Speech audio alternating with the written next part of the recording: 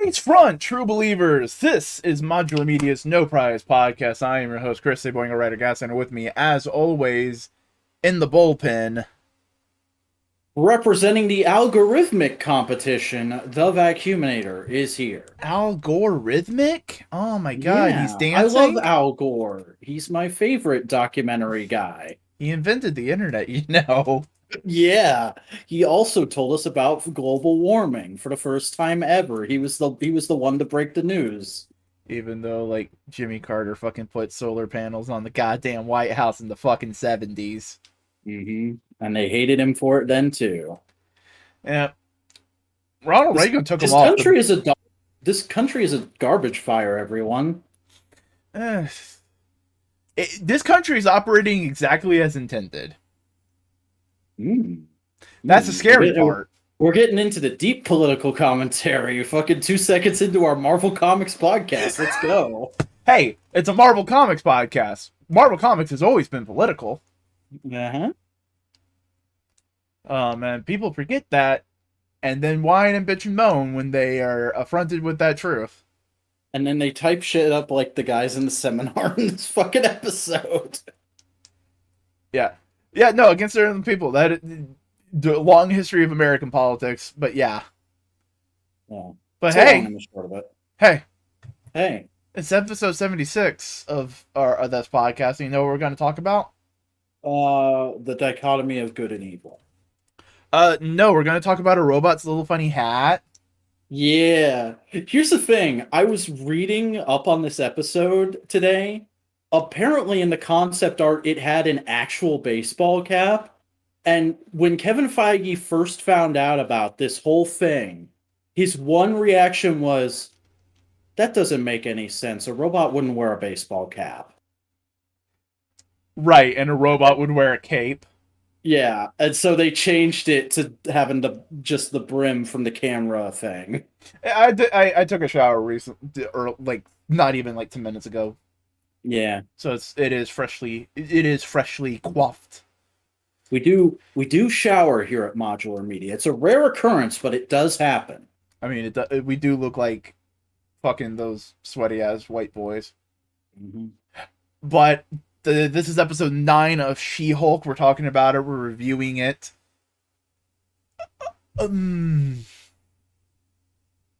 This episode is a glorious mess. Purposefully so. Like it's intended to be. I feel like this episode was a bit of a reaction to like the early reviews for the first couple Disney Plus shows of like, oh, the finale is too messy. It just turns into a big giant Marvel CGI schmooze, which is something I even said about WandaVision.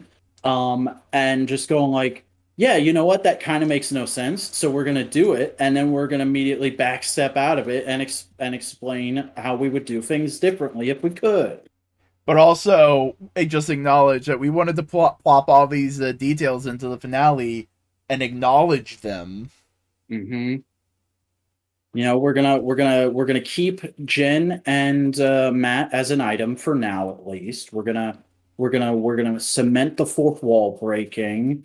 We're going to make Jen fully accept her new identity, and we're gonna introduce one of the worst characters in Marvel history into the MCU. No. Dude, Scar is fucking boring and nobody cares about him. Not even his creator, Greg Pak. Bah. But let's go through the episode as it happens. So we wake up with Jen and she's in a jail cell after having gone... No. First, they recreate the fucking intro to the 70s Hulk show with Jen as a dream sequence, which is probably the best thing I've ever seen in my life up to that point. And they got a female bodybuilder to be She-Hulk. Yeah. Which is just great.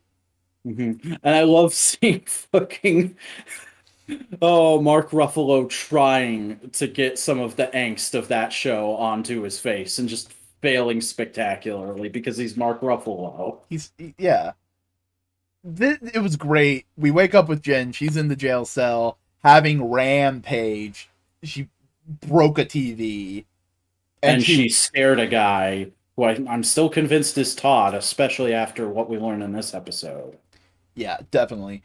And basically, she gets fired and loses her powers, and she's like, why do I feel sad? I didn't want them in the first place. Fuck, I enjoyed them, didn't I? Yeah, Fatal Style. That's what it was. It was fun. It was a parody. It wasn't meant to be like high drama. It was a joke. Mm-hmm. It was a homage. It was a look how far we've come kind of a thing.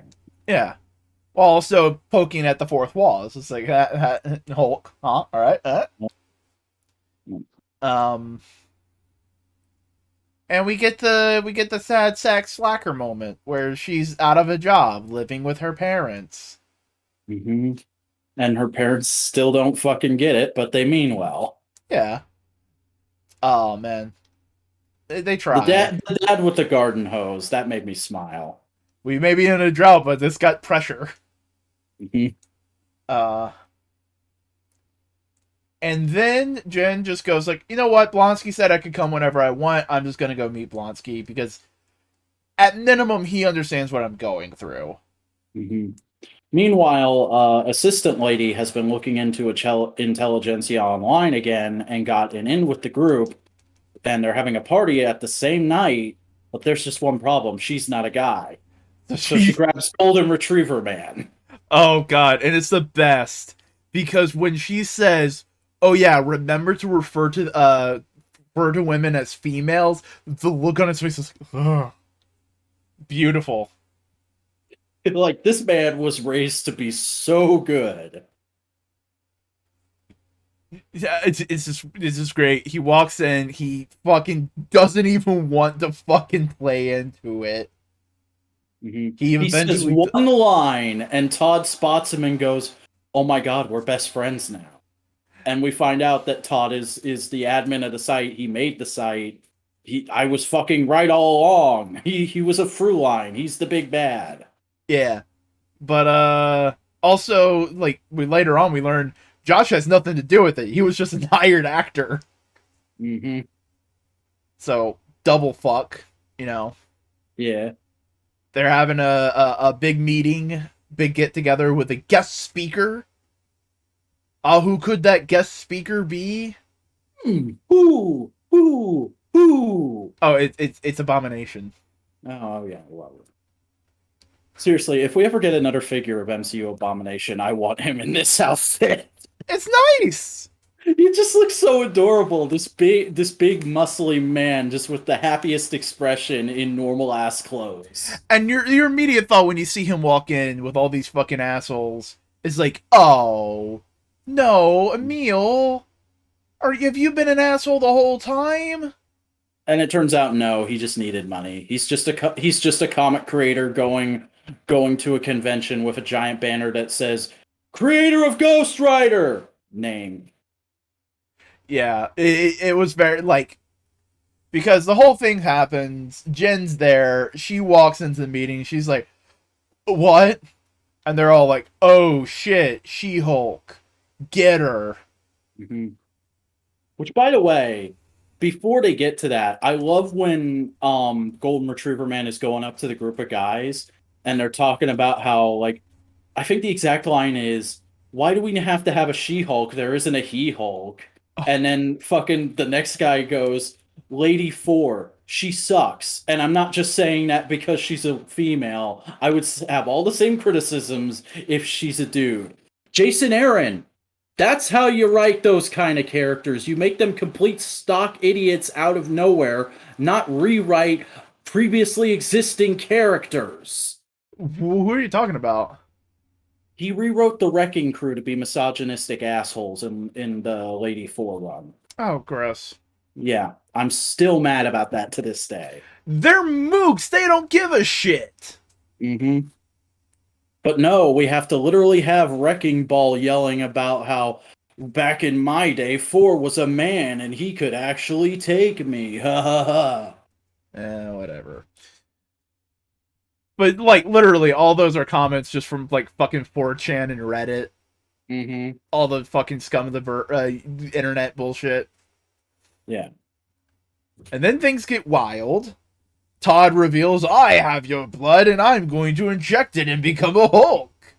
And then he turns into Scrappy Doo from the live action Scooby Doo movie. All the while, Jen's just going like, wait, what's going on? I'm confused. How does this make sense? And then fucking Titania shows up.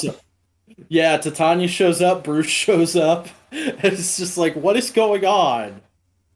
Whoa, whoa, whoa, whoa. And then the scene stops and goes to the Disney Plus menu.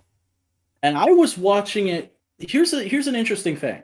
First time I watched this, I watched it on my phone with it in landscape mode, and I genuinely thought it had accidentally gone to the menu for a second. I had that moment, and then when I watched it on my computer earlier today, there's like bars when it goes to Disney Plus menu, so it doesn't work as well, which is unfortunate. No, it doesn't work as well, but like their UI is so consistent that it kind of works. Yeah, but no matter what, I do still have to make the joke. Dude, I love Metal Gear Solid 2. That's my favorite fucking video game. Metal Gear Solid 2 is a good fucking video game. I do, like, I own it. It's good. There's a skateboarding mini game.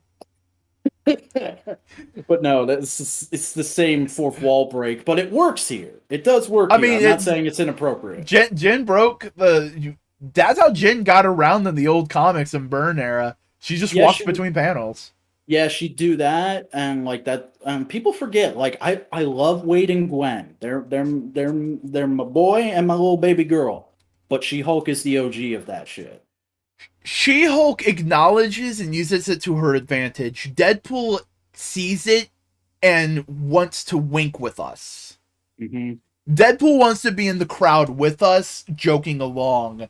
Gwen is using it to try and survive. Yeah. That's the difference. Mm-hmm. But she breaks into Marvel Disassembled. Yeah, and I love that when she pops in, brilliant Easter egg. There's two guys being interviewed behind her, and the interviewer says, "So tell me about the Infinity Gauntlet." And he's like, "Oh, crazy story." So back when we were making the first Thor movie, and then she walks off screen. And then she's just in fucking Anaheim, California. Yeah. Walking around Disney. Legit, she walks through the courtyard that you see whenever you see, like, Disney animation. Uh-huh. Goes to the Marvel headquarters building. Goes up and goes to the She-Hulk writing room. And I don't know if those are the writers or if they're, like... I think they were. I think at least that was just Jessica Gao. It was hilarious, Aki. And goes like, hey, guys, can we not do this ending? And they're like, yeah, but we kind of have to. No, you don't have to. But Kevin wants it. Who's Kevin? Oh, Kevin's the boss. I'll die for Kevin. No. She just goes, oh, well, then let me talk to Kevin. Yeah. They were the actual writing team. Nice. Mm-hmm. Nice they got that cameo. And legit, during that scene, the whole time I was going, it's finally happening. It's finally happening. Chris's prediction from Infinity War is coming true. We're getting Kevin Feige as the one above all. It's happening. Kinda. We've kinda got it. Yeah. And I can understand why, because Kevin doesn't want to be on screen. We'll talk about it in a moment. Uh-huh. And she goes to talk to Kevin. She has to sign an NDA. Yeah. Which is just... Why were you going to hit the alarm? Why did you make me sign the NDA if you were just going to hit the alarm? Everybody has to sign the NDA. It would have been the best if they had gotten Tom Holland in for, like, a cameo with just as Tom Holland. And he's just in the background with duct tape on his mouth. Duct tape on his mouth, he just takes it off and goes, everybody has to sign the NDA. Like, because that's the fan joke, is Tom Holland can't keep his mouth shut. Mm-hmm. Tom Holland and Mark Ruffalo, so it would have been great if both of them were there. Bruce, what are you doing here? I'm not Bruce, I'm Mark. Don't worry, it'll make sense in a second. Mm-hmm. So she then gets to have a hallway fight scene. Yeah, she fucks up some security guards. And walks into The thumbnail. The thumbnail. And it's just like a glorious, dumb museum to Marvel Comics and Marvel Studios. It's a bunch of monitors playing like the biggest moments from the MCU. And then behind her in glass cases are, I'm assuming, the first appearance of every major character in the MCU. I wasn't able to clock them. I did clock. They are comic covers. I recognized they were major covers. Because I mean, one of the credit drawings this week is the robot reading She-Hulk's first appearance. When they mentioned Kevin, I thought Kevin Feige was going to appear in the MCU. Laugh. Yeah. Well, okay, we'll talk about it now. A robot shows up, spelled Kevin, Kevin, dots in between them all. And says like, I am the AI who is controlling the MCU, which layers on multiple jokes on multiple layers there. First off, Kevin Feige. Mm-hmm. Second, AI computer operator controlling the studio. Has long been a criticism of the MCU. Yeah, that is just like pure numbers based things, and that's why everything's so formulaic, so layer upon layer. It also plays on like the old like South Park Family Guy joke of like, oh wait, Family Guy's just written by a bunch of manatees pushing balls. Yeah. That kind of joke. But also it's just like, it's a fun, interesting take on the one above all. Because it's not the one above all, but it's kind of it's weird. I wouldn't say it's a cosmic being. Mm-hmm.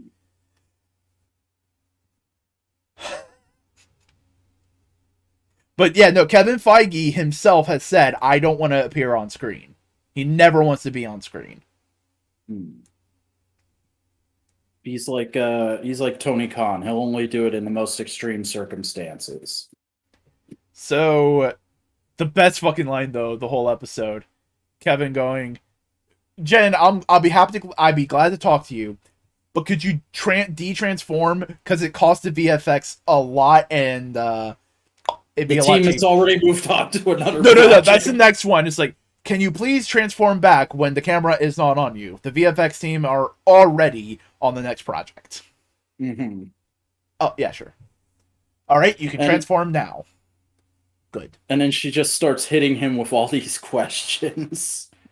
Oh, when are we gonna get the X-Men?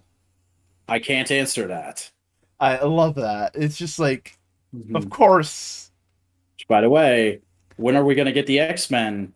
In 2025 or later, because of the Fox contracts that are unconfirmed but highly possible. Mm-hmm.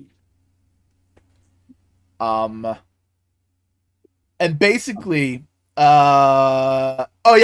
do play the Black Panther thing when he says another project, the Black Panther movie, which is just, it's fun. It's fun. I love that she just full on goes like, can we get Daredevil back in the show? I need a booty call. Yeah.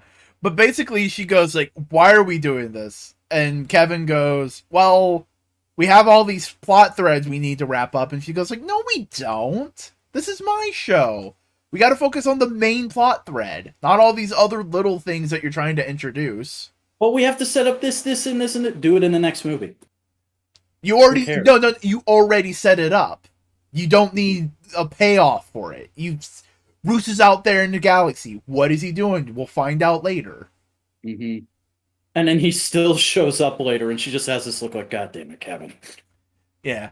Well, that's funny because it's less like, oh, he's here for the big action scene, and it's more of like, hey, I'm bringing in something incredibly awkward to the family dinner. Mm-hmm. Which is a much funnier fucking payoff. Yeah. And she basically criticizes the endings of the MCU. And Kevin goes like, alright, what the fuck would you want? What do you want then? Okay. Well, I don't want the blood thing to have worked. It's kind of dumb. Fine. Blood thing didn't work. People were going like, oh, so what's the whole plot? They still tried to get the blood. It just didn't work. It didn't work on Todd. That's it. That's all that happened.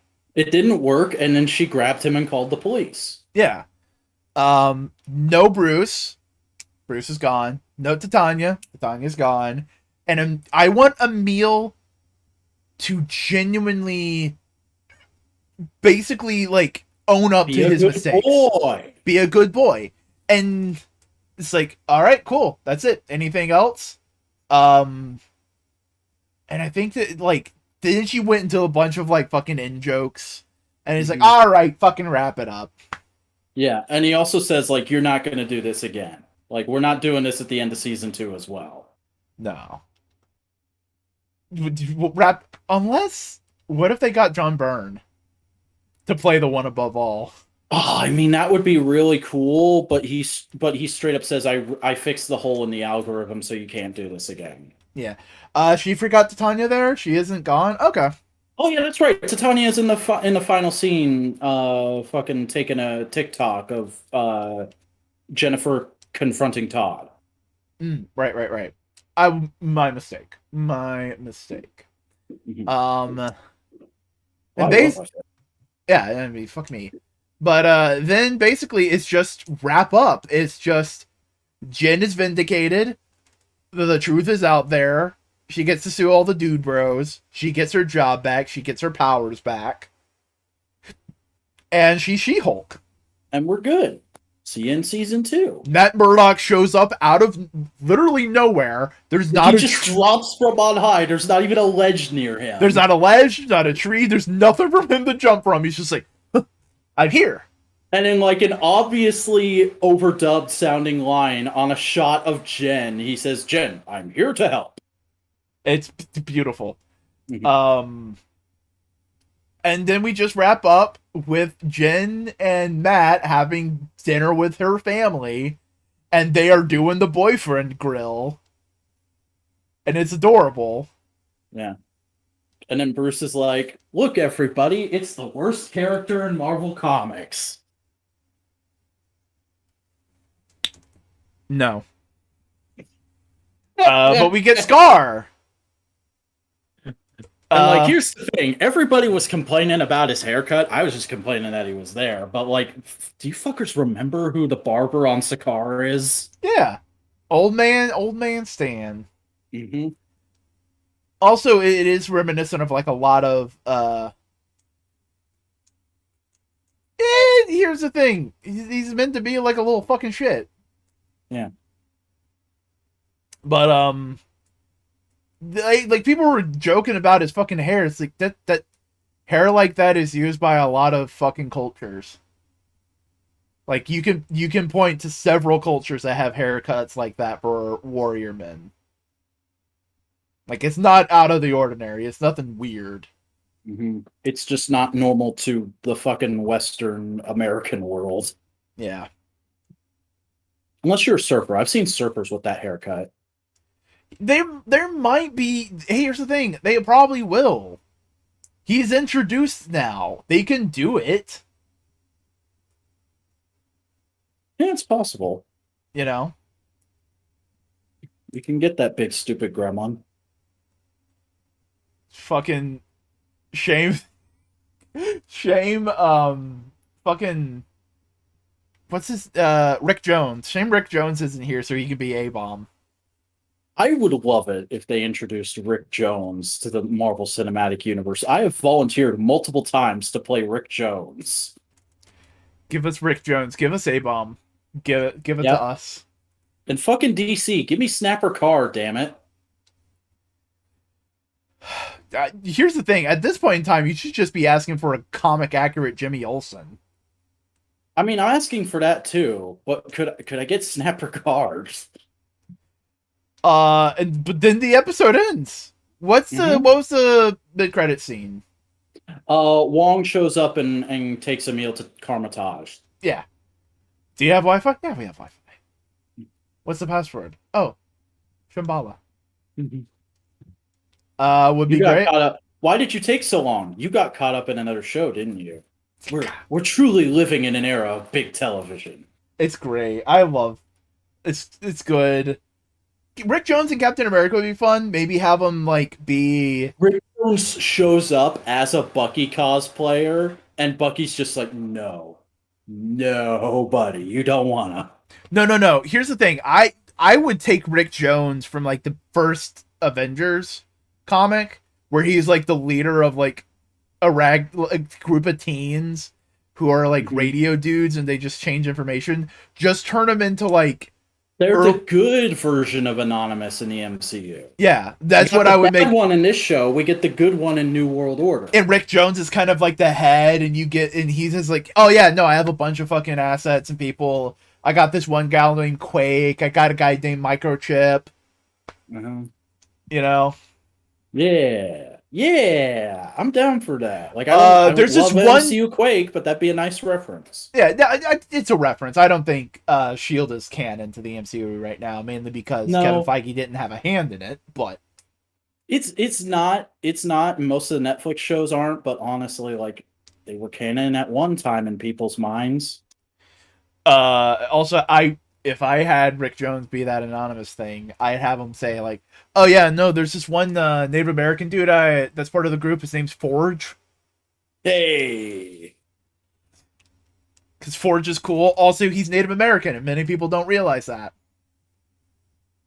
I deadass thought Forge was Mexican for the first few years I knew that character existed. Well, I mean, here's the thing: Mexican people are descended from Native Americans.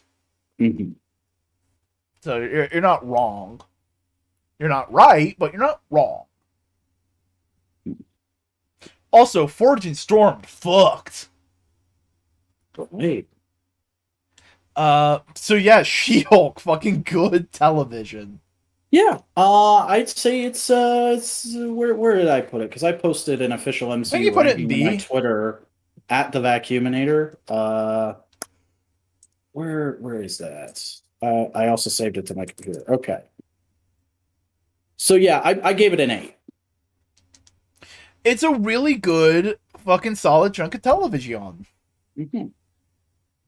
It's right between Love and Thunder and Homecoming in my MCU rankings. Because I like Love and Thunder way more than most people. I love Love and Thunder. It's a good movie. Yeah, my from worst to best, my 8 out of 10 MCU rankings are Endgame, Guardians 1, Eternals, Iron Man 1, Punisher Netflix, Loki, Love and Thunder, She-Hulk, Homecoming, Incredible Hulk, and First Avenger. Nice. I'm opening up some links. So, anything else we kind of need to say about She-Hulk? I don't think so. It just I think the show turned out really well. I do wish some of the Superhuman Law Division people had gotten a little more focus throughout the show, but overall, I liked it, and I hope there is a second season. Marvel has kind of hinted that there will be by referring to this as the season 1 finale on Twitter and stuff, so I'd be down for more. It gets also, you talking about B-listers in season 2, here's my nominations. Big Wheel, Hypno Hustler, The Spot, and fucking Razorback. Maybe. You know who would also be fun to see? The Ray. Ooh. From the West Coast Avengers. No. I don't know Marvel the Ray. I only know the DC character that has that name. That may be the wrong name then. He is a Stingray-looking power suit, similar to Iron Man tech. He was in Armor Wars, but he didn't have any Stark tech in his suit. Squirrel Girl in season 2 would be epic. They're not going to do Squirrel Girl yet, because most of the time she's a mutant. And they're probably just going to have her be a mutant. I can only find pictures of Beta Ray Bill when I Google Marvel the Ray. Then he's probably not called the Ray. I can't remember. Forbush Man. Howard the Duck. Yeah. I'd love to see Howard finally come to Earth for more than 10 minutes. Howard the Duck show up and go like, hey, I would like to set up a detective agency, but I don't live here and I need to set up logistics.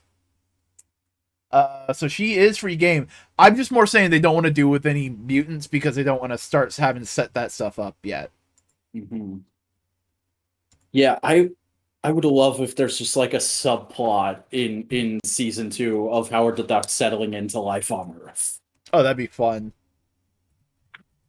Hey, She-Hulk, can I marry a human girl? You're a duck, but I'm a human duck. Why, is there a girl who wants to marry you? Maybe. Remember, Howard the Duck always dates a human girl. Mm-hmm. Howard, is she a mail order bride? Why would you suggest that? Oh, that's why, because that's why I got the name wrong. He's Stingray. Oh, okay. Walter Newell. What a name. But basically, it was a suit designed for deep sea exploration that can also fly. Oh, this dude actually looks kind of cool. I'd take a figure of him. Yeah. A little bit generic, maybe, but he looks cool. I mean, that some of the best Marvel guys are a little generic. Oh shit, he was in Deadpool's Mercs for Money. Neat. So you ready to talk about some news? I would love to know the news. What is the news? So first things first, we got some behind the scenes footage of Man-Thing from Werewolf by Night. Goddamn.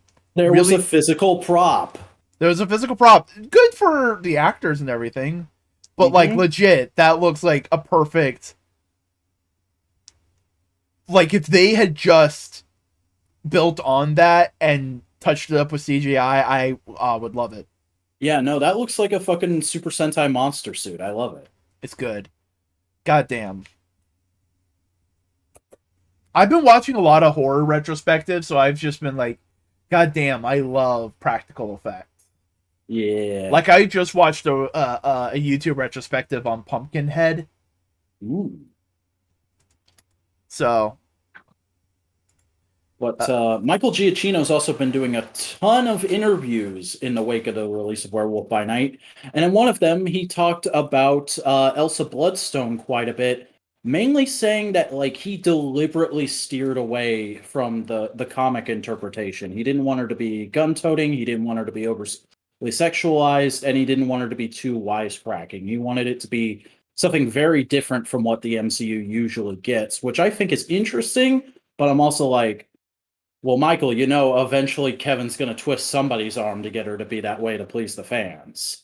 Yeah, and like, you say you tried to make her not the comic book. She was a snarky, badass monster hunter. That's Elsa Bloodstone. I don't know what you're talking about, bud. Oh, she doesn't wear a midriff.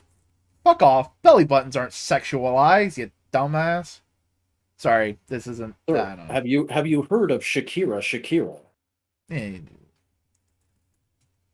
But either way, it's good on him for trying to make something different. Yeah, no, it's fine.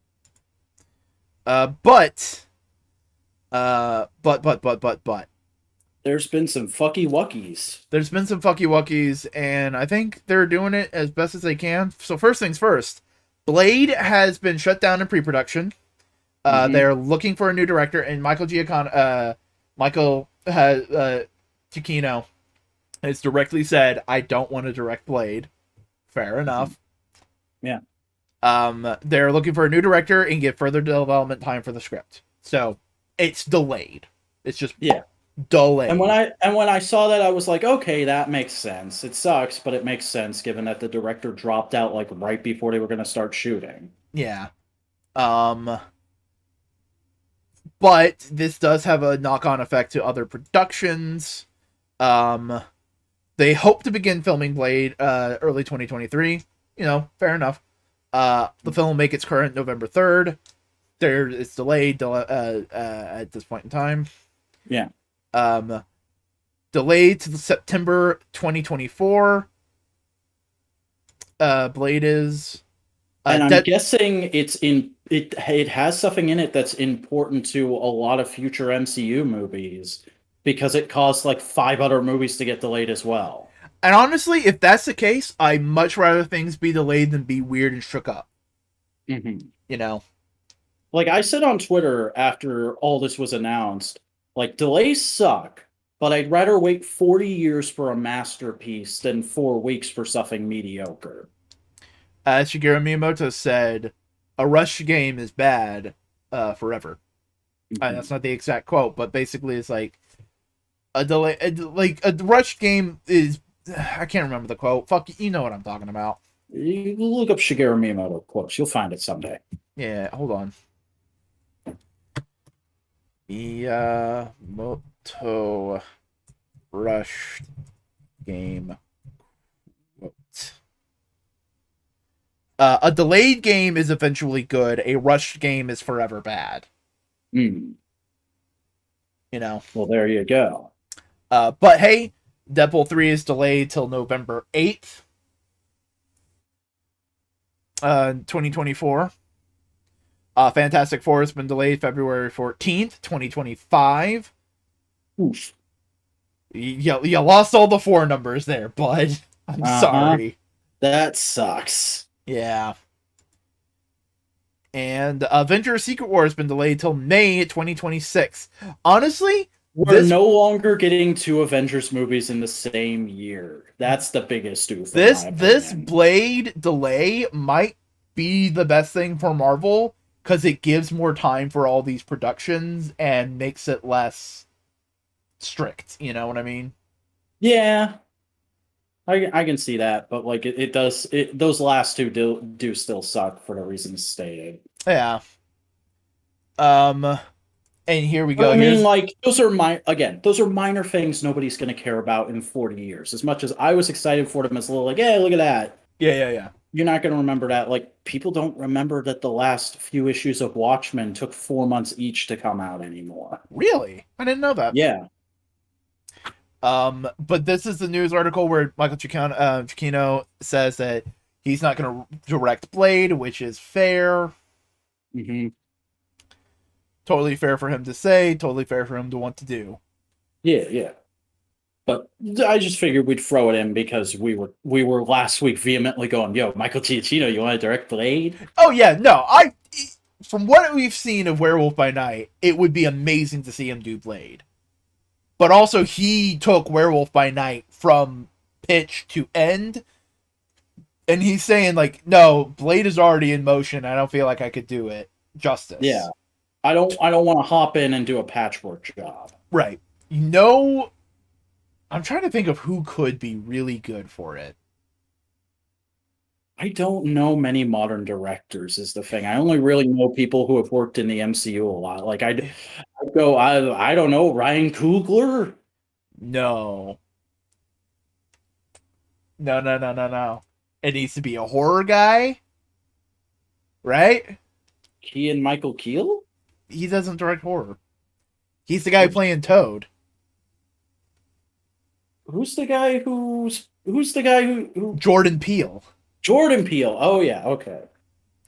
Who's been directing beautiful horror movies. Uh-huh. Come on, dude. That'd be interesting. I don't think he's going to do it. He's too busy working on his own projects. I don't think that's going to happen. It would probably be the same thing as like when they were going to have Edgar Wright do Ant-Man. Yeah. So, sadly, the actor who played Thunderbolt Ross had passed away earlier this year, I believe. It was this year? Mm-hmm.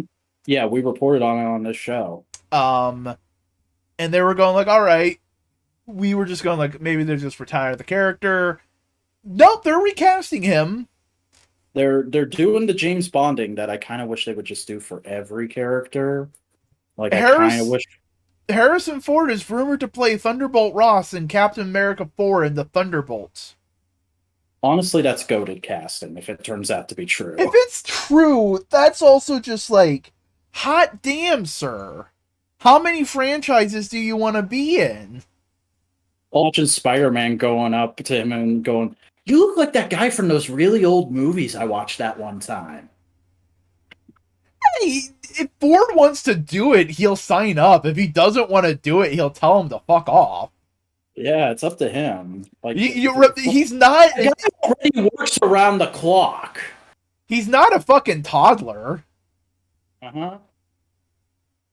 Yeah, he chooses to do it if he wants to do it. Uh-huh. It's not like his wife dragging him into a cameo in Supergirl. Yeah, But like, if he does it, it'd be fun. Also, I can see Harrison Ford doing it. Mainly because. Yeah, no, that happened. That was a real thing that happened. The '70s Supergirl movie? No, the fucking Supergirl TV show. Oh, his Jesus. wife played Cat Grant in that. Oh, okay. I can see him doing this. You want to know why? Because Thunderbolt Ross is a fucking dickhead, and he never gets to play dickheads. Yeah. He always plays like rogues with a heart of gold, misunderstood, good men, like good guys. He never gets to play a fucking asshole. His two most famous roles are fucking Indiana Jones and Han Solo. Indiana Jones just is a good guy from the outset. Like, Indiana Jones was fucking born good, if Last Crusade is to be believed. But then you have Han Solo, who's a bit of an asshole for like the first two scenes, and then he gets talked into being a good guy for the rest of the series. The actor died. The actor died, Buster. The actor died for Yeah, I Ross. think you tuned in like literal seconds after we said that. He had passed away, and so if they want to keep using the character, they'll have to recast him.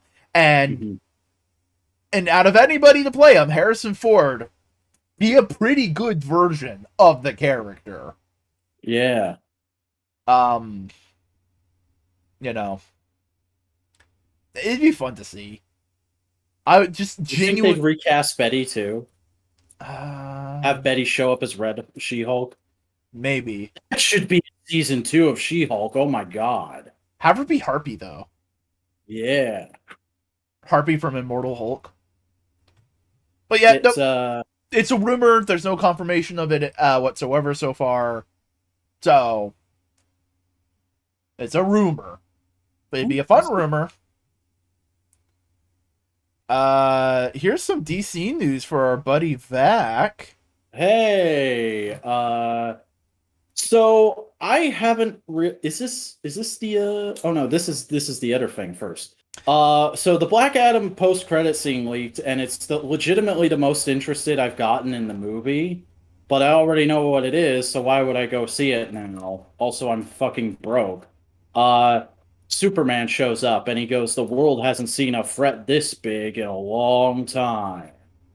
And that's the setup for the sequel, is Black Adam and Superman are going to do a big old punch fight. And yes, it's Henry Cavill. Here's the thing. Now that they've kind of moved past the Snyder thing, and they're going like, all right, what do people want? Oh, they like James Gunn. They do like Henry Cavill.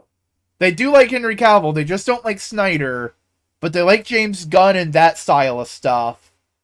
Maybe if we just make everything lighter and enjoyable and fun, they'll like Maybe this. If we make good movies. Oh God.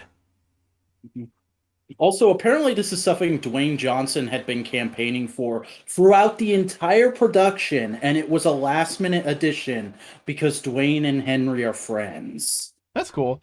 Yeah, no, Henry Cavill deserves to be like a good Superman for once. Here's the thing, because I know Ben Affleck doesn't want to be Batman anymore. Yeah, no, he's done. Yeah, he got the talent for it. He can be a good Superman. He can be a good Superman. All you have to do is watch interviews with him to realize he can be a good Superman. Yeah. What if they just do some bullshit and they make Robert Pattinson the new Batman in this universe and just go like, just squint your eyes. It works. No. Man of Steel happened. Shazam happened. The Batman happened. Black Adam happened. I guess Wonder Woman and Aquaman happened too, but I haven't seen him, so I don't give a fuck. And that's your new DC universe going forward. And the Suicide Squad. Yeah, and the and Peacemaker. Suicide Squad has to have also happened too, because Fair enough, do fair enough. reference it in the Suicide Squad. Okay, there has to be one bad movie in it. Yeah. You have to have your Dark World. As bad movies go, I think that one's acceptable. Yeah. And Peacemaker. Yeah. And the Penguin show that's going to be happening. Yeah. But no, yeah, good for Henry Cavill. I've heard favorable reviews of Black Adam, but I'm probably not going to see it until it's on our favorite, streaming sites that we all pay for very legally and watch. Because Colin Farrell is a good actor, and they probably just want to keep writing the Penguin. And they want the Peacemaker formula to be a thing. The Penguin series is set a week after Batman. I read the first script. The first episode, it opens up with my feet splashing through the water in Falcone's office. All right. I mean, hey, people like the rise of the Penguin crime dramas. Mm-hmm. That's all what Gotham was. The recovery of Gotham City in an interesting way, so that like the sequel to the Batman doesn't have to too much. And hey, maybe Robert Pattinson shows up for exactly one scene because he's an expensive actor. I mean, Colin Farrell's also an expensive actor. Well, yeah. But 2 expensive actors, that's way too much. Mm-hmm. I just thought of the most cursed shit. What? The Penguin's being hounded by a vigilante the whole time. He thinks it's Batman.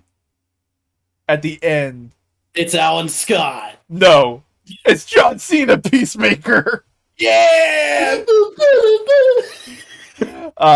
It's the return of Batman. Calajoe?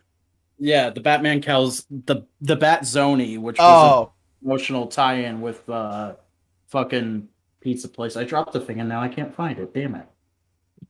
But that'd be the dumbest way to like integrate the Batman into the fucking DC multiverse.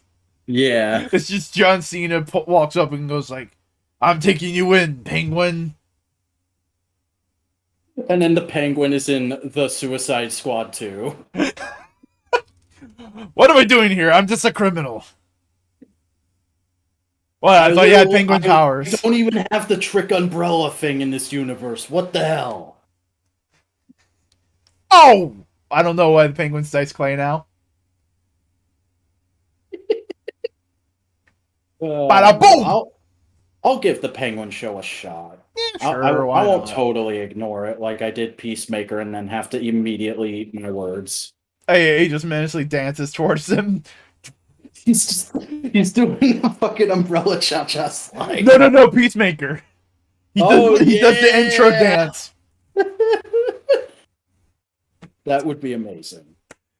We're ruining this TV show before it even airs.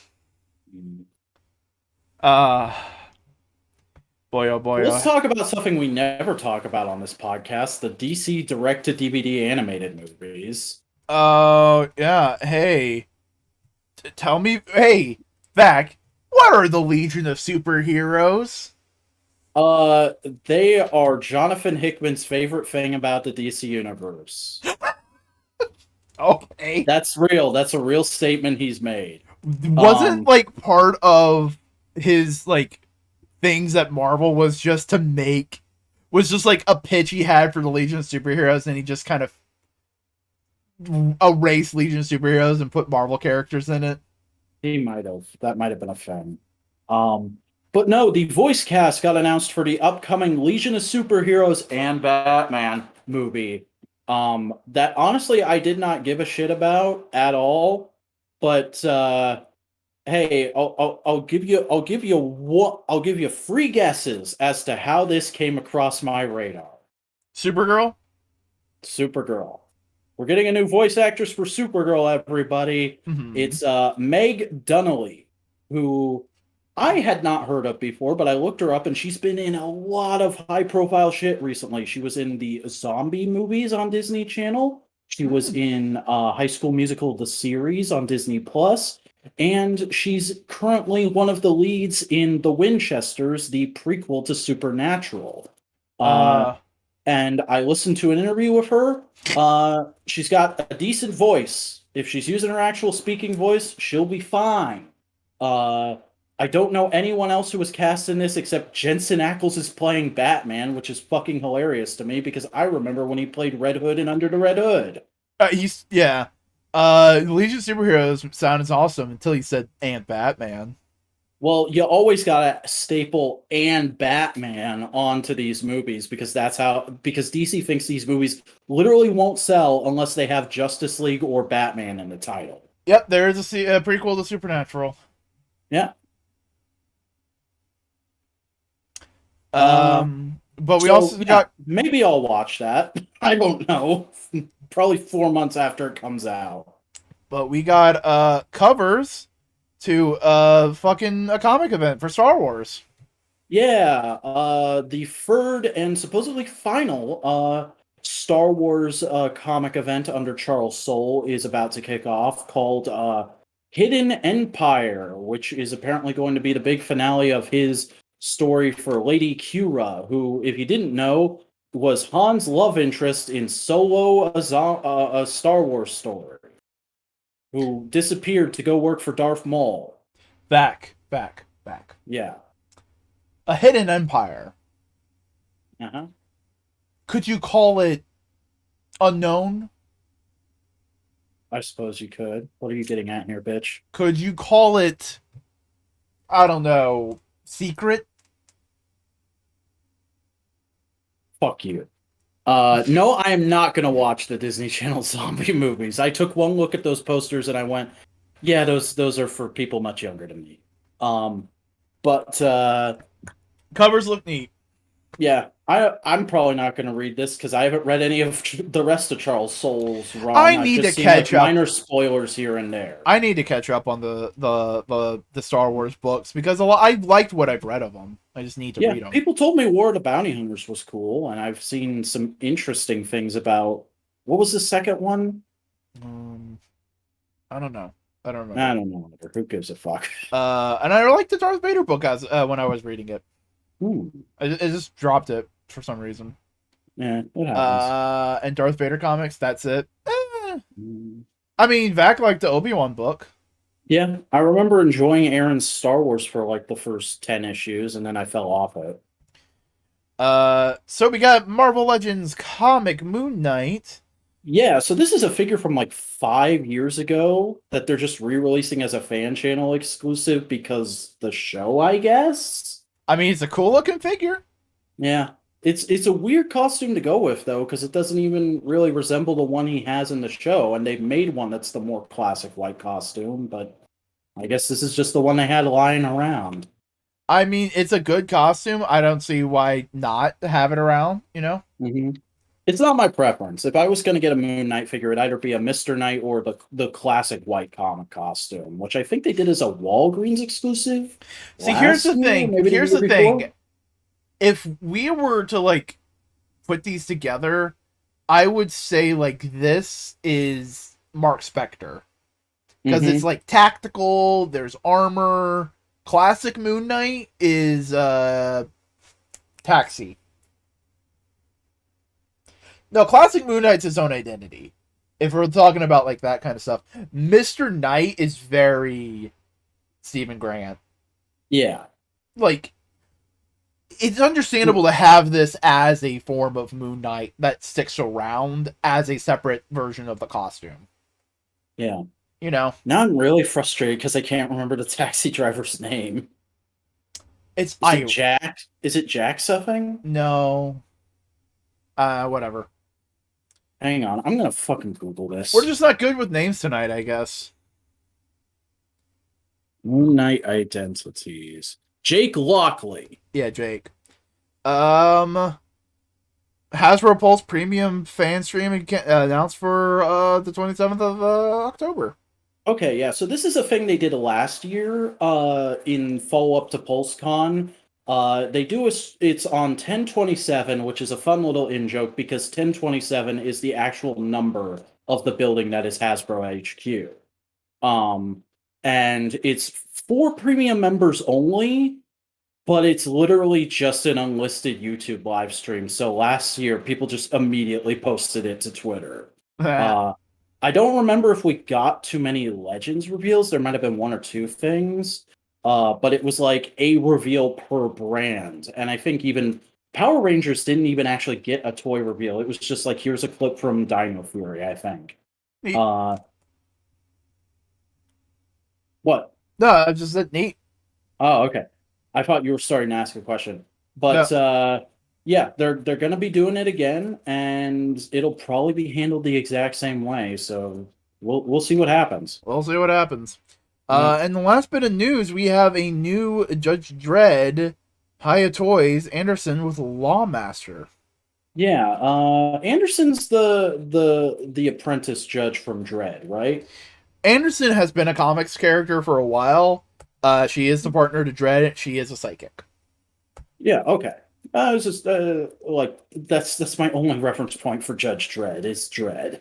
So, but no, looks like a solid little figure, very much in keeping with the format of this line. I think the only new part is actually the head. I think they've used that body on something before, and that Lawmaster has come with Dredd in a pack. So, I mean, it's a lot of money for a lot of reuse, but I think the quality is still there because there's a lot of engineering and a lot of painted detail on these. So if you're into Judge Dredd, go out and get it, I guess. Yeah. No, that'd be a fun motorcycle build to do one day. Just make a Lawmaster. Yeah. If I could only build shit. If only we had like an HQ with a garage and stuff. You know what time it is, bud?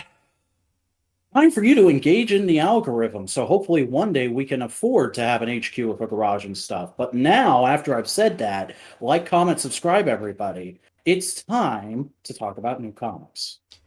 It's the longest segment of our podcast. Yep, it literally accounts for half the show. Because we talk about a lot of comics.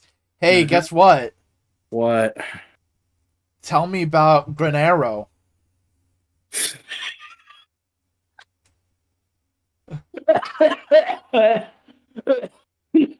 Dude, that sounds like the name of an Italian bakery, Bonero. Welcome to Green Arrow.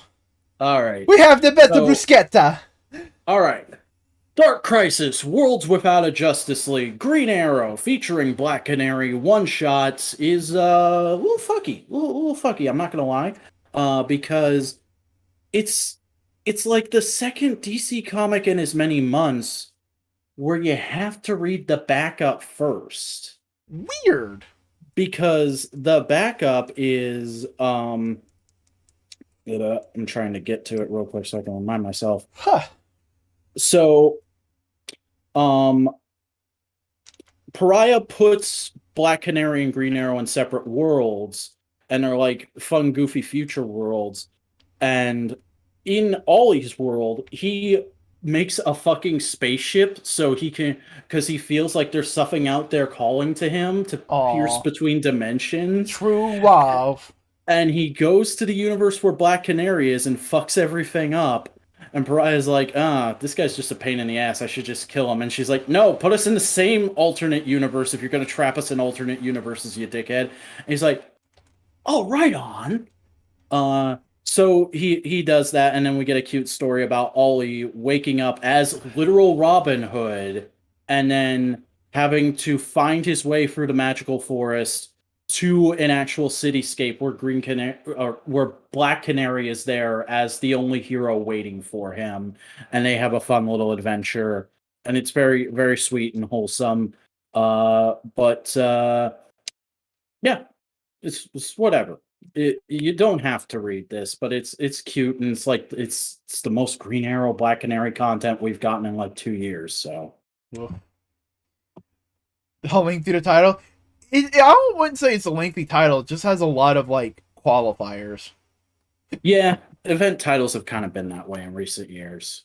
Because ultimately, this is a Green Arrow one-shot, part of the Dark Crisis event, and part of the sub-event, World Without a Justice League. Yeah. You know. It's fucky. Oh, but at least it's a cute little book. Hmm. So tell me about Avengers, X-Men, Eternals, Judgment Day, Eternals, one shot. Okay. So this is the Judgment of Ajax. Okay. Judge in And, a dish soap. Let's go. well, it's the priestess of the Celestials from the Eternals. And Yeah, I she's know. like, she's the one person who goes like, Mr. Celestial, can you please stop? Because I know you're fucked right now. I know things are wrong, but we can, like, everything can be good. And the Celestial's going like, what makes you believe that? And she goes like, because I believe. That's what faith is. Do you think you're deserving of... Do you think you deserve to be judged right? Like, to be judged correctly? And she goes like, it doesn't matter what I think. It matters what you judge me as, because you are my god. And the Celestial just goes like, I ain't judging you yet. You don't understand the question I'm asking, you dipshit. So she's not judged yet. Because she ultimately believes that even The though only way to beat the system is to argue with the system. basically she's saying like, we are trying to stop you because you are doing something wrong, but not because you yourself are wrong. Like, it's very religious focus. It is very much like a contemplation on faith through this very dumb, goofy comic book lens. Wow. And it's nice. It's good. By the way, I read a lot more books than you did, so get ready. Fuck. We both read X-Force though. Hey, yeah, this issue is a lot of fun. Pretty much all I Man, have to say on it. it's just Craven being a fucking jackass, Yeah. going through shit, and the X-Force trying to deal with them. I love Craven just cutting open all of the eggs, going like, I am giving mutants a gift, the gift of death, so they can value life. Also, I feel like Hasbro must have been like, "Hey, we made a figure of Maggot. Could you put Maggot in a comic? Sure, we'll have Craven fucking kill him." Yeah. But then there's a bunch of fucking corpses just lying around, and fucking Red Omega starts eating, and they're just going like, what It's the good fuck? protein, bro. It's You protein. gotta get your gains in. Come on, let's go. Eat the protein. Let's go. It's protein. They were never alive to begin with. It's a waste just to let them go to waste. Mm-hmm. And it's just like, And then, you're right, but ah. and then, speaking of Marvel Legends, we get the next Deadpool variant, eco-friendly Deadpool. God damn it, beautiful. He'll be in plastic-free packaging. Yeah. X-Force is just like a big, dumb, goofy bit of fun. Mm-hmm. It's just stupid, insane bullshit that isn't even really tying into Judgment Day. They're just saying it is. Yeah. Which, fair enough, you know? Mm-hmm. We both read Batman versus Robin. Yeah, it's pretty much what we thought, isn't it? It's Damien's under mind control, and he's trying to fight it, but he can't really. Ooh. Yep. Also, Alfred's under mind control? Oh no! Anybody could have called that, based on the fact that they didn't really explain how he's back from the dead. Yeah. But, it's good. Mm-hmm.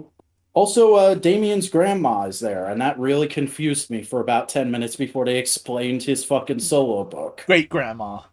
Mm-hmm. Because she's, Rachel Ghoul's mother. Yeah. And then, Lilith Eve, a character I had to look up, shows up, and I deadass thought she was Gwen Stacy in a DC Oh, comic. she's not Lilith. She's part of the Crones. She's part of the three Weird Sisters. Oh, They're yeah, the that's right. That Oracle. was just Batman being sarcastic. I apologize. She was because he met Cain and Abel before that. Mm-hmm. Oh yeah, no, this lady's name is Cynthia. My Yeah. apologies. She's part of like the Oracles, the Sisters Weird. Mm-hmm. I like the yellow on the cover as a reference to Grant Morrison's run on Batman stuff. Yeah. It's good. It's a good book. Mark Waid's doing good shit. So it's fairly solid. Yeah. I read the last two issues of this current run of Fantastic Four, mainly because Dan Slott didn't write it. The fill-in arc that is tying into Judgment Day, which is why I almost read the last issue when it came out, and then I saw like, oh, it's not the beginning of the real new run, so I'm just gonna wait until that happens. Yeah, it's a 2-issue little arc that's basically, what if Susan Storm was in Die Hard? Oh, goody, because that's what I need. More Die Hard homages. It's a fun one. It's cute. Basically, the whole point is a bunch of people are trying to rob Reed Richards of his brain while he's in his think tank. Mm. They take over the Baxter building. The Thing is trapped. Johnny's outside, so the only person who can save the day is Sue. So she badass ups and saves the day. Future Foundation's just not around. Oh no, they're off in another dimension. Oh, okay. That's been the status quo for a little bit at least. Oh, all right. It's also really nice because Sue's saving all like the civilians that work at the Baxter building, and she's like, "Are you okay, Jeff? How's your bomb, by the way?" You know, she's like she's helping. She's like being kind. And the way she beats the bad guy is like just empathy. She doesn't punch her. You know, it's because like she's like the daughter of a guy who abused her, and she's like going like, if I get this fucking information, I'll make, even though he's dead, I'll make my father proud. And she's like, your dad never loved you. You're doing this for nothing. Yeah. And like she gets to that point, and she's like, what have I been doing? And Sue goes like, it's okay, and she hugs her. And all the whole while Reed's like narrating it and goes like, it's fucking end of the world. What does it mean? How can I fix this? And as he comes out, he goes like, I can't figure out a solution, but I know the best solution, and it's to be with my family. Way. And like he says, like, if this is the end of the world, I'd rather be here with you than trying to just find a solution. That's fucking character growth. Yes. Remember fucking the coming of Galactus? Yeah. But it's a good little solid 2-issue arc. It's nice to read Fantastic Four again. Hey, good for you, buddy. I'll join you next month. I read Star Wars Visions #1. Oh. That's... How do you make a comic out of something that's supposed to be a bunch of short stories by anime people? They took one of the short stories and continue it. Oh, okay. They took the samurai Sith dude and basically went, what if we just made a whole samurai Star Wars world as like an alternate little thing, and we just make a samurai book with lightsabers? And we get right then. And we get the guy who did the art for it, the character designs, to write and do the art, and we just translate it into English. So what, are we going to get the 10th Star Wars adaptation homage to of Seven Samurai? No! You're gonna love this. It's what if Mace Windu became Afro Samurai? Alright. See that black dude on the cover?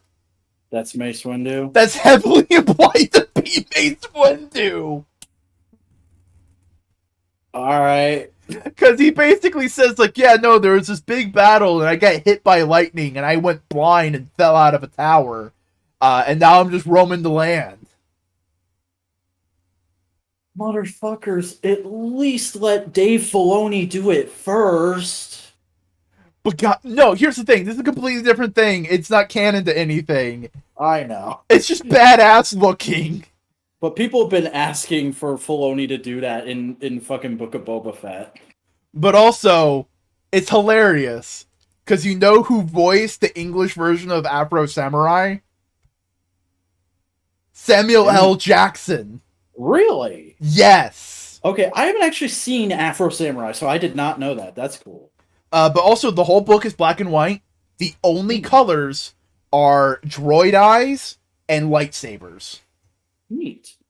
It's a beautiful book. Like, even if you don't read it, skim through it and just look at the art because it's gorgeous.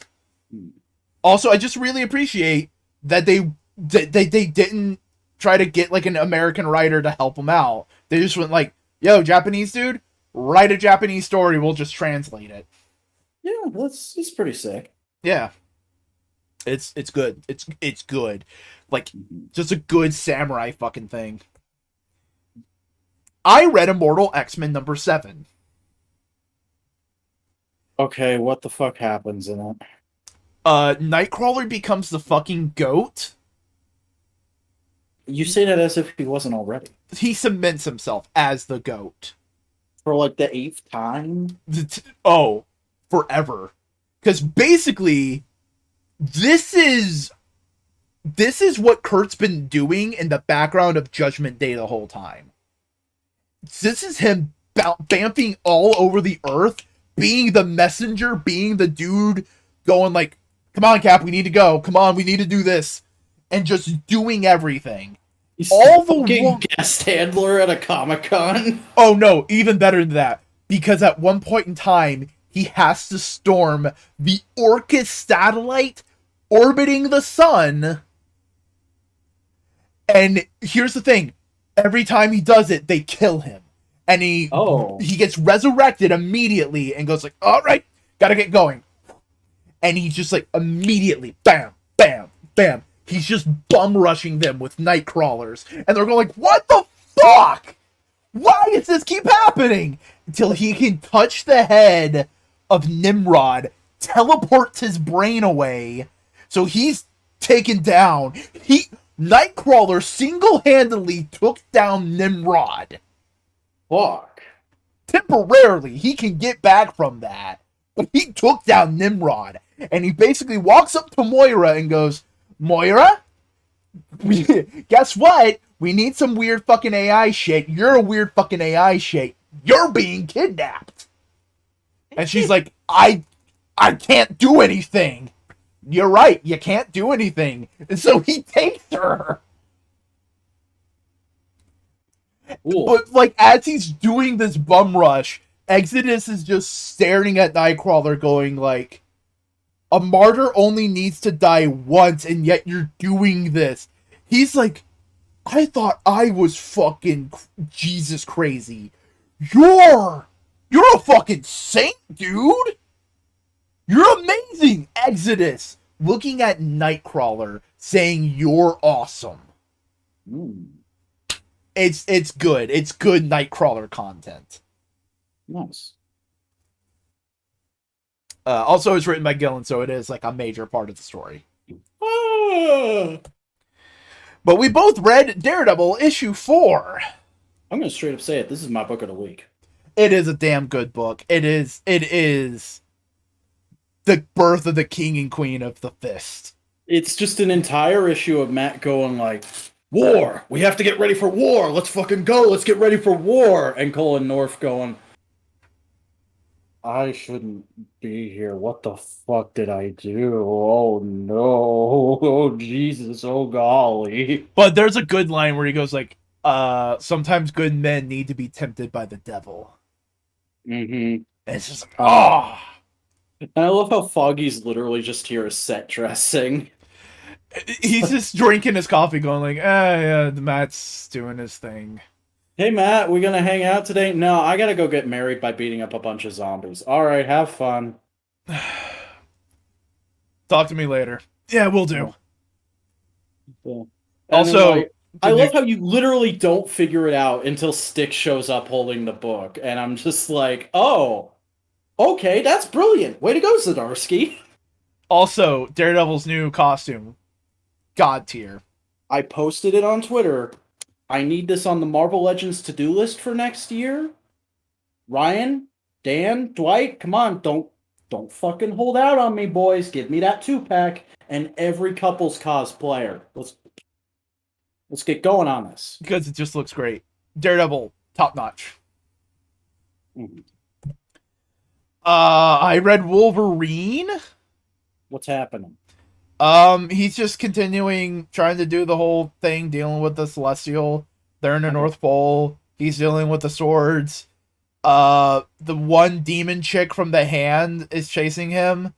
She almost dies of hypothermia, but he's an honorable dude and saves her. And she's like, "You win this day, Wolverine. I'm gonna leave." Mm. And that's kind of the main crux of the book.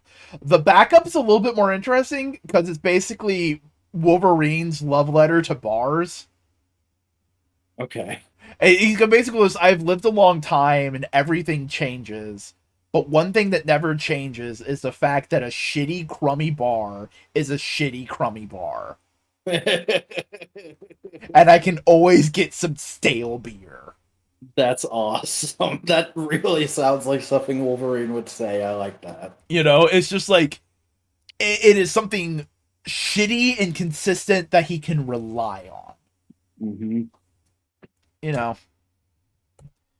I read Death to the Mutants, issue 3. Okay. Trying to remember what specifically happened in this book. What's going on? One of the giant hexes, Eternals comes back, and she's like going like, "I just became friends with a human. She's probably dead. Or infused with flames on Wolverine. Oh, that's blood. No, that's just blood. Though he can make them hot, he just hasn't done that in a few years. Yeah, no. But you can get that. You can get that Marvel Legends now. It's a lot of it's just a lot of the battle. It's a lot of that stuff. Okay. Let me fucking let me fucking see what happens, because I know I'm missing something. I'm missing something. Come on, what's going on, bud? Daredevil, Wolverine, Death to the Mutants. What's going on in Death to the Mutants? Come on, book. Tell me what's going on. What's going on? What's going on? Oh, I love Sense8. That's my favorite Netflix show. This is very important. Okay. This is like heartbreaking shit. Oh, okay. Okay. So all through the Eternals book that's been going on, and all through this event, we have been hearing from the computer inside Earth. That's basically Earth. You know, it's the one kind of like keeping an eye on things. Yeah, it's fucking Gaia. Yeah, it's a fun, snarky voice. It's a fun it's a fun character that we've been enjoying. And ultimately what's happening is the Celestial is trying to hack into that computer in order to blow up Earth. Right? But this AI, this computer, likes Earth. It likes humans. It likes mutants. It likes the Marvel Universe. And goes like, no, bitch, fuck off. So they're fighting. So this happens. You are a celestial creation. You cannot disobey me.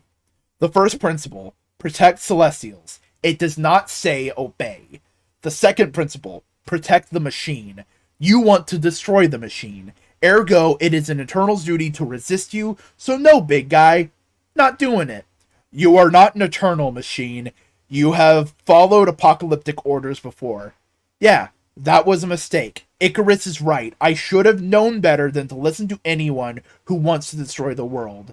Just following orders leads you to nowhere good. It's not too late just because you say it's too late. You cannot fuck the Nazis. You cannot resist me for long. Maybe, maybe not. But it's worth a shot, right? What are you gonna do if I don't? Destroy me? If you resist, it will hurt. And you will still fail. Either way, you die, machine. Well, come at me, bro. The Earth says, come at me, bro. Alright. Okay, but basically, the way they figure out how to solve the problem is, Festus goes down to the machine talks to the machine and goes like, "Hey, the easiest way to like save to make it so the Celestial can't take advantage of you is to basically do a reboot, like reboot your system, right?" And the machine goes like, "Yeah, no, do it, fuck it, I do it, save the Earth," right? So there, you only have a few seconds. I won't be able to resist it much longer. I'll think of a force principle. I'll justify myself pronouncing all this kind of stuff. So they're trying to reboot the whole thing. Festus fucking flicks the switch. Command received, confirm, preparing. You live, you learn.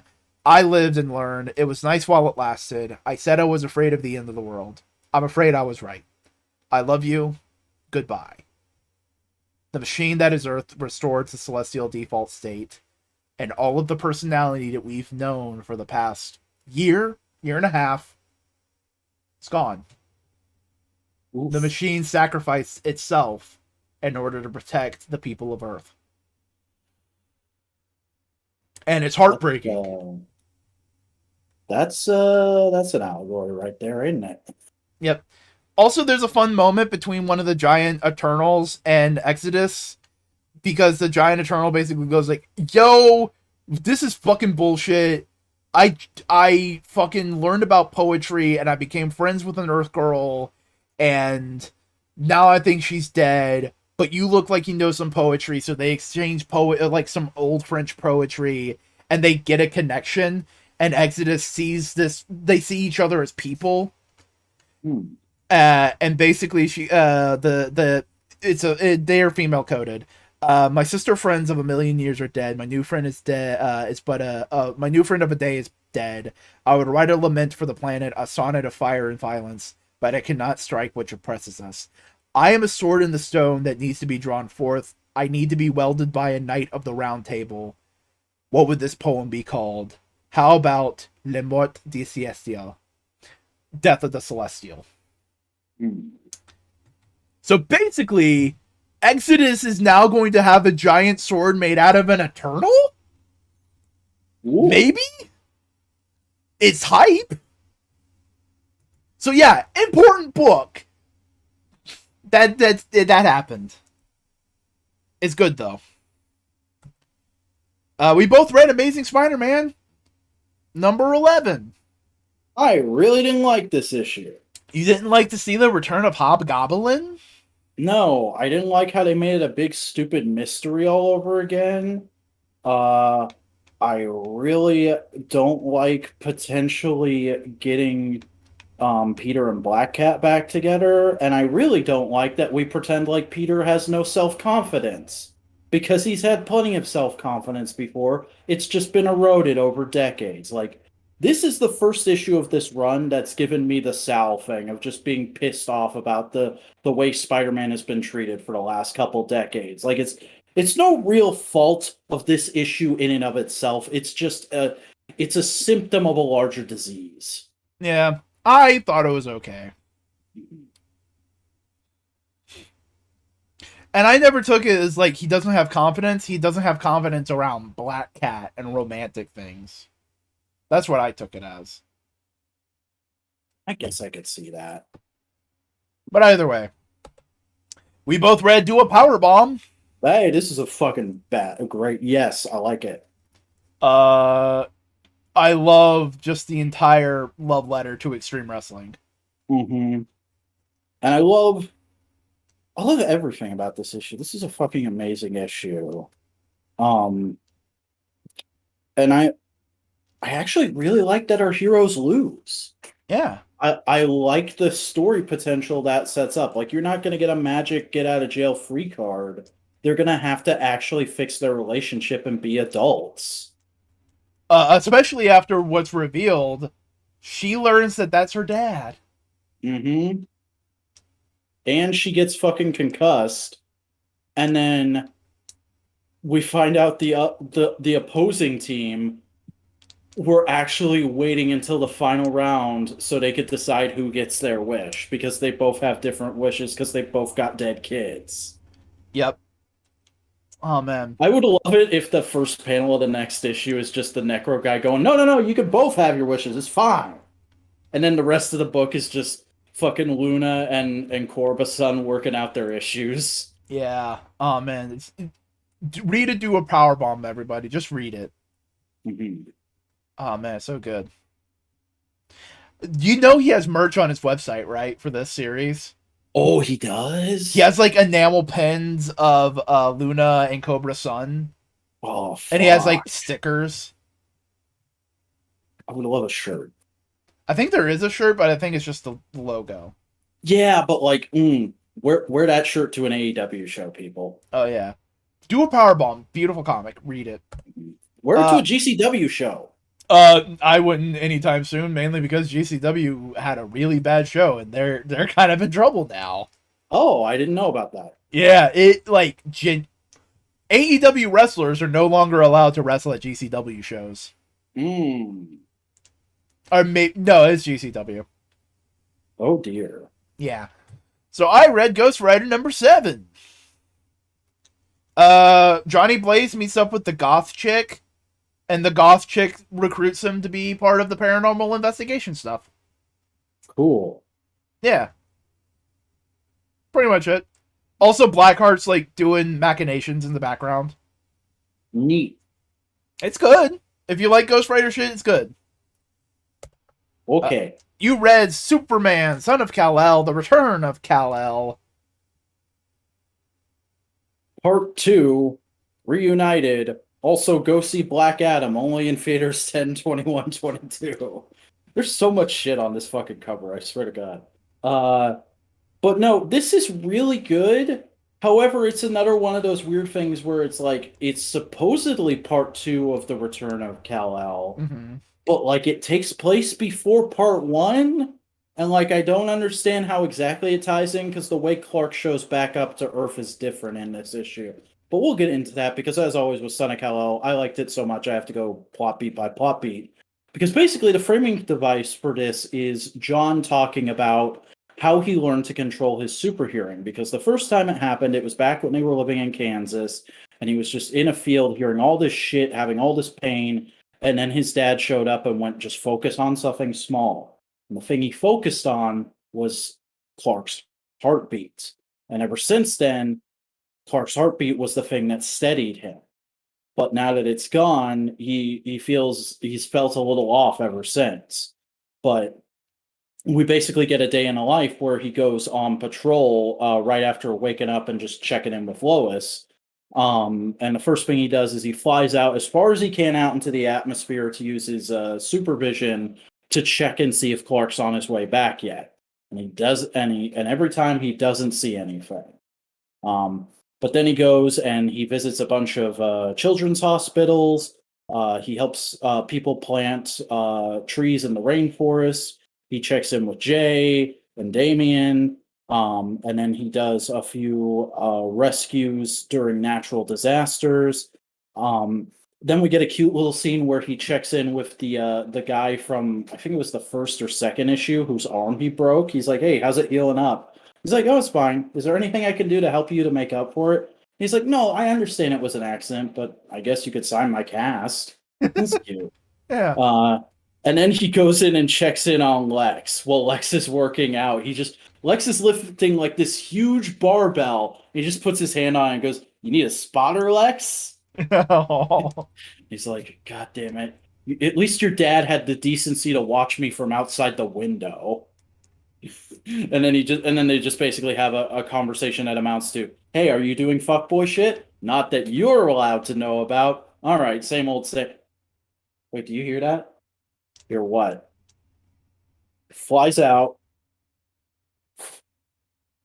goes and helps out with a prison break that's happening just off the coast of Metropolis at Rikers Island, or Strikers Island, I think they call it in the DC universe. Yeah, because Rikers Uh, was a real prison.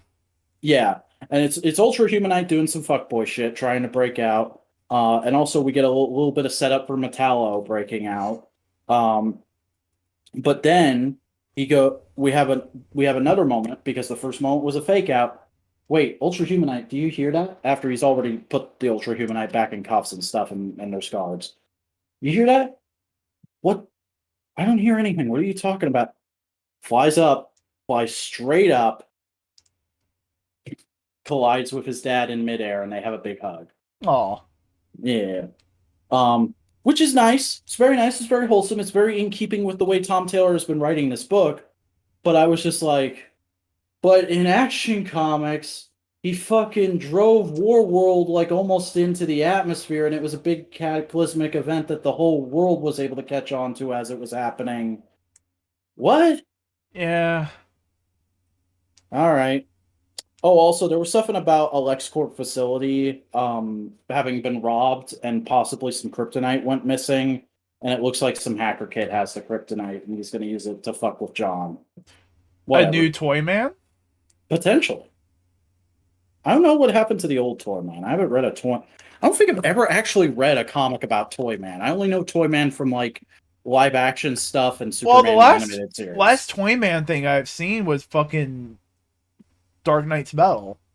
Where he was kidnapped by Mongol to fucking make the fucking Megazord for the Justice League.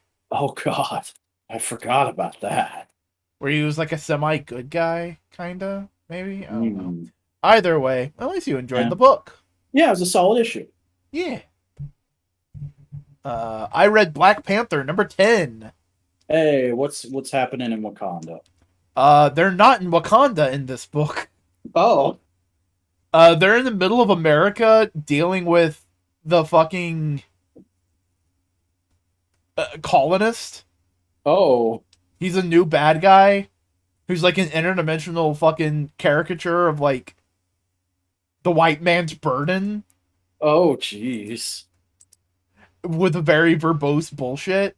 Oh, golly. Oh, no, he's been in the last book, too.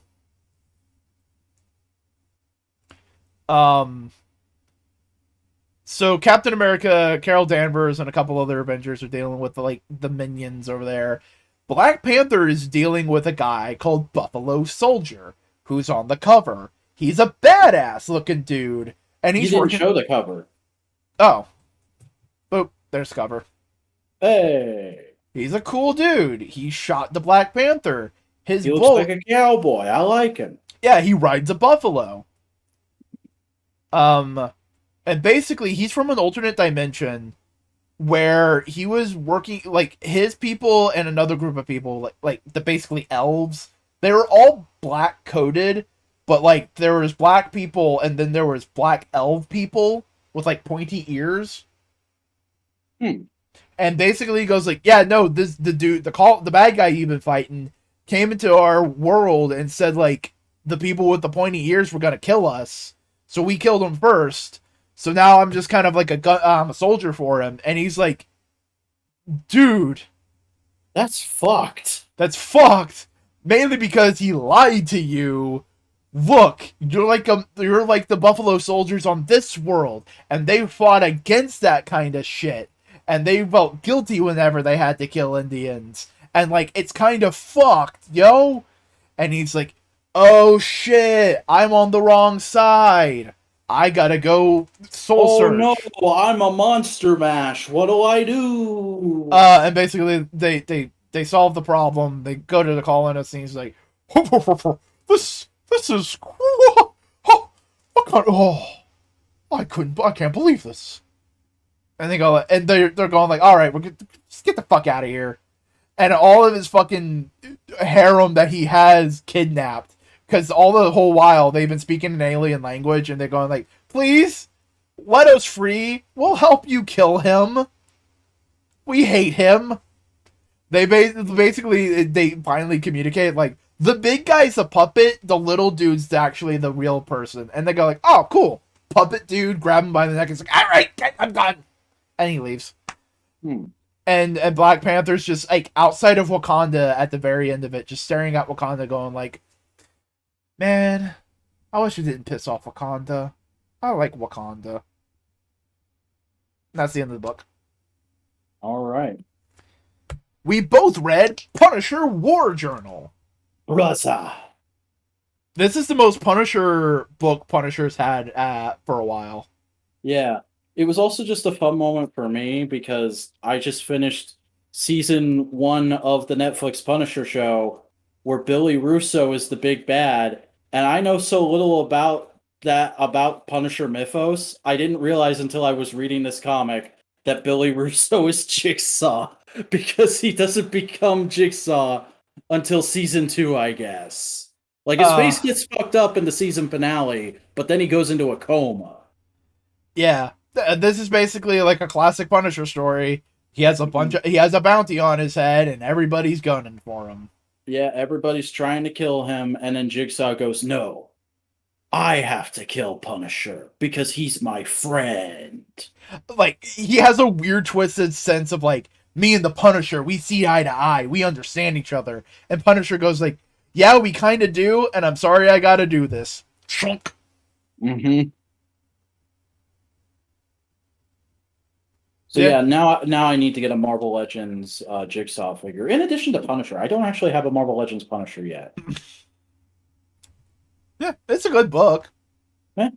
If you just want a bog standard good Punisher book, and you don't want to have to deal too much with the bullshit of Jason Aaron's run, It's okay. No, I'm saying that from the perspective of somebody else who doesn't like that stuff. I think that stuff sounds cool.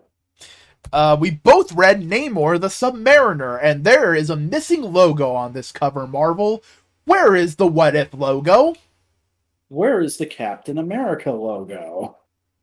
No, there needs to be a What If logo, because this is a What If book. Kinda.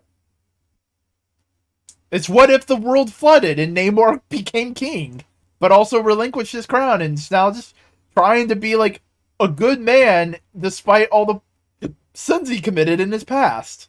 I love how this book is like totally different than what you'd expect, because all the other Atlanteans are going, fuck humanity, and Punisher's like, okay, but hear me out. What if we were nice to humanity for once? Or I'm sorry, Namor is. Yeah. Which is just hilarious because I know Namor is the guy who goes, fuck humanity. But it's also, he's like, because his connection is Captain America and it's a friend. Mm-hmm. And Captain America goes like, dude, we're fucking starving here. We're hungry, we're starving, we're cold, we can't survive. And he's going like, I'm trying to help. Yeah.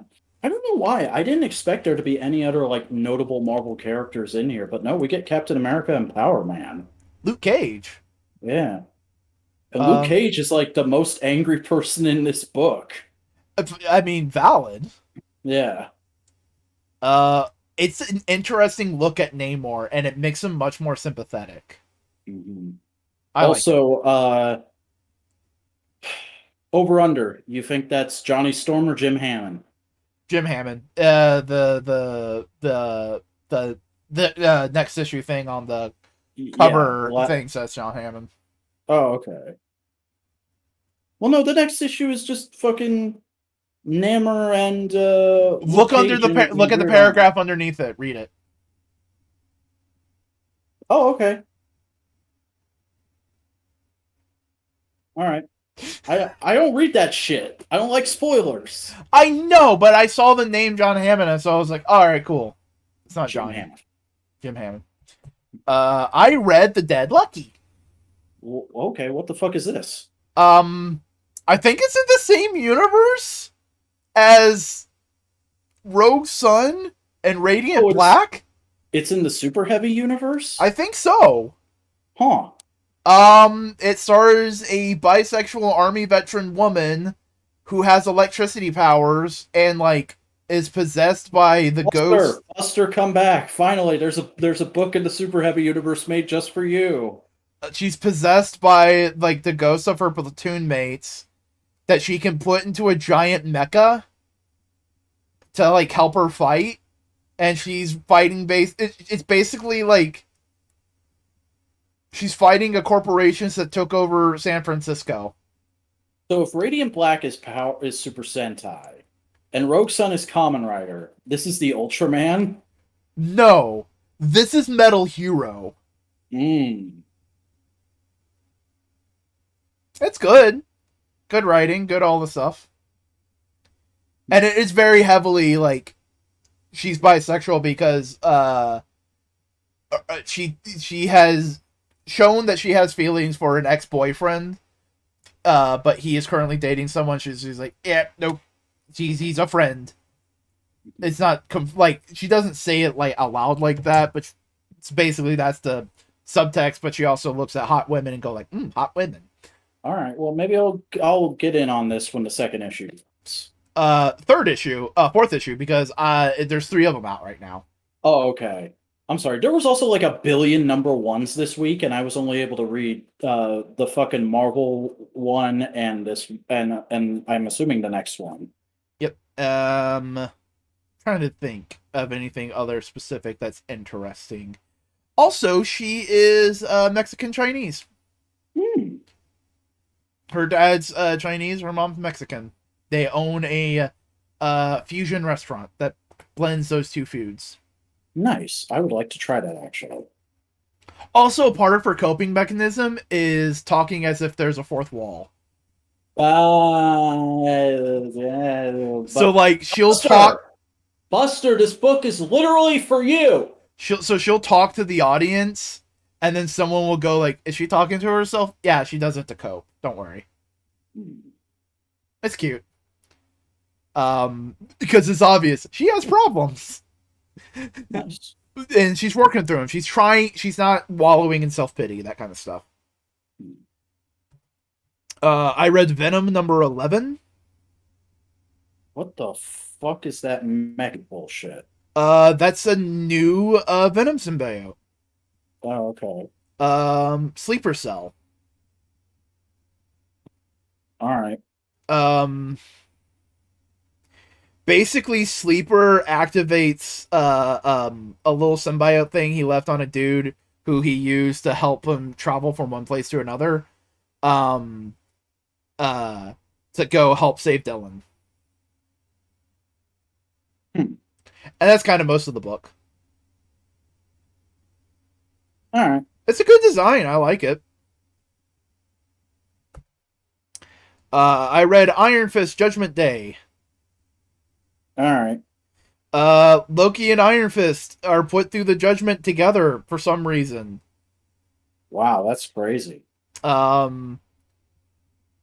Basically, Iron Fist has to fight the dragon that he was supposed to fight as Iron Fist, but never did. The big Kunlun dragon? Yeah. And the Celestial's taunting him the whole time until he beats the dragon in combat and just goes like, "Hey, I don't want to kill you because, like, the dragon's my friend. Can you just give me your heart?" And the Celestial goes like, "Yo, you passed the test. You did it. Good job. You showed kindness and empathy." Wow, that's crazy. Loki, by the way, you also pass because you have been trying to be a better person. Good job. Is Loki just did this book because they didn't think Iron Fist would sell?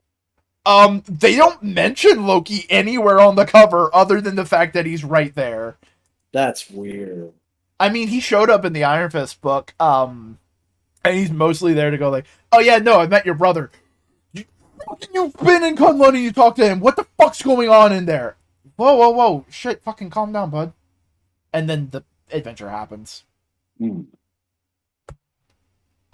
read He Told Me. Yeah, so first of all, obligatory joke. Oh my god, I can't believe they made a comic book about Kamen Rider Black's niece. Crazy. No, this is actually really fucking good. This is like a classic samurai story set in the actual feudal era and has artwork that looks almost exactly like those old Japanese mythic paintings. You mean the woodblock printings? Yeah. More often than not, they were woodblock printings. Okay. I didn't know the exact term because that's I'm a fucking Baka Gaijin. But it's art history. Don't worry about it. Yeah, no. So basically the story of this book is a young woman is looking for a black samurai. And remember, at this time, or really at any time, black people are an exceptionally rare thing in Japan. And she's describing him as a samurai with skin like beetroots. Because he killed her family, her fucking parents when she was a little baby. And she spent all her life trying to find this guy and get revenge on him. And she's following up on several leads throughout this book. And there's also an interesting plot line that kind of shows you like, no, this is a very It's a very hard, serious world we're dealing with here because she kind of befriends this fisherman guy, and there's like a moment when they steal from a different samurai and he starts chasing them down, and they just barely manage to avoid him, and then it's implied that they sleep together, and then she wakes up and he's stolen everything and run off. Um and then the samurai finds her again and chases her, and she falls into a frozen lake and is rescued by the samurai with skin like beetroots. And he sets her up with some blankets and a fire, and him and his friends have to keep moving because they're traveling somewhere. And she just wakes up just in time to see him walking off, but she's still too weak to give chase. So that's where we're left off. It's very solidly written, absolutely gorgeous artwork, and a really interesting classic premise. I'm gonna keep going with this for now. I'd recommend giving it a shot. Nice. I read Legion of X. All right.